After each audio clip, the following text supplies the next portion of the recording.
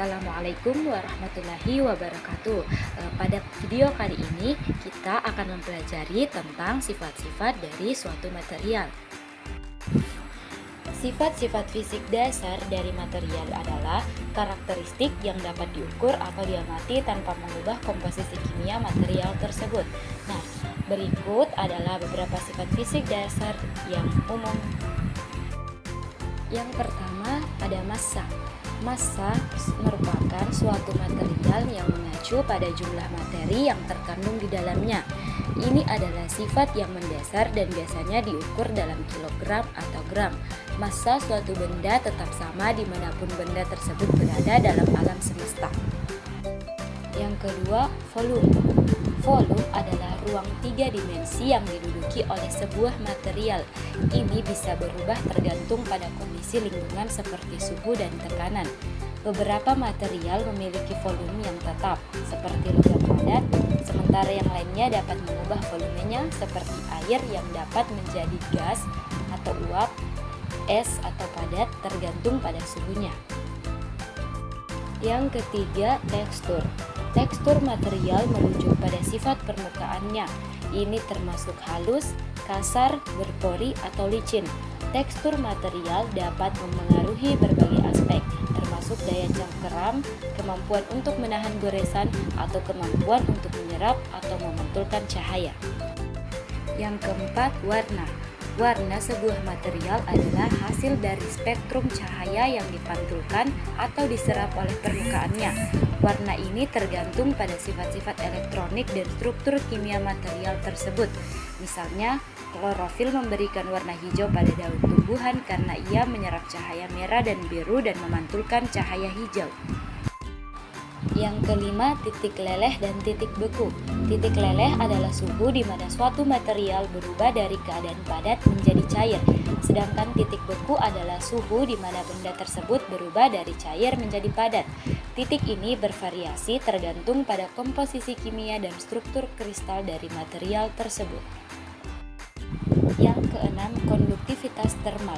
Konduktivitas termal mengukur kemampuan suatu material untuk menghantarkan panas. Material dengan konduktivitas termal yang tinggi akan efisien dalam mentransfer panas seperti logam, sedangkan isolator termal seperti bahan isolasi busa polimer memiliki konduktivitas termal yang rendah. Yang ketujuh, konduktivitas listrik. Konduktivitas listrik adalah kemampuan suatu material untuk menghantarkan arus listrik. Material seperti tembaga dan aluminium merupakan konduktor yang baik, sementara bahan seperti plastik dan karet adalah isolator listrik. Yang kedelapan, kekuatan. Kekuatan material mengacu pada kemampuannya untuk menahan gaya tanpa mengalami deformasi permanen atau kerusakan. Ini dapat diukur dalam berbagai cara, termasuk kekuatan tarik, kekuatan tekan, dan kekuatan lentur. Logam biasanya memiliki kekuatan yang tinggi, sementara material seperti kaca memiliki kekuatan yang lebih rendah. 9. Densitas. Densitas adalah massa persatuan volume dari sebuah material. Ini dapat memberi kita gambaran tentang seberapa berat atau ringan material tersebut dalam hubungannya dengan volume yang ditempatinya. Misalnya, baja memiliki densitas yang tinggi, sementara kayu memiliki densitas yang rendah. 10. Elastisitas. Elastisitas adalah kemampuan suatu material untuk mengembalikan bentuknya setelah diberi sebuah gaya. Material yang elastis akan kembali ke bentuk asalnya setelah beban dihapus, sementara material yang tidak elastis akan mengalami deformasi permanen. Sifat elastisitas penting dalam berbagai aplikasi, seperti dalam perancangan gas atau struktur yang memerlukan ketahanan terhadap tekanan.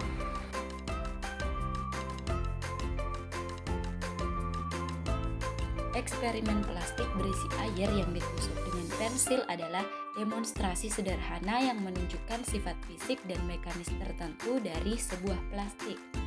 Simak video selanjutnya untuk penjelasan lebih rinci mengenai eksperimen ini. Alat dan bahan yang digunakan pada eksperimen kali ini yaitu yang pertama ada air, yang kedua kantong plastik, dan yang ketiga pensil runcing. Langkah kerja yang pertama yaitu Isi kantong plastik dengan air hingga sekitar setengah penuh.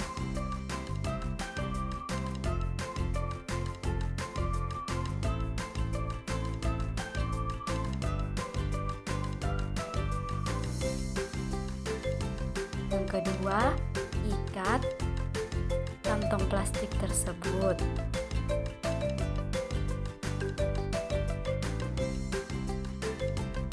Pegang kantong plastik yang berisi air dengan hati-hati, pastikan tidak ada kebocoran di awal.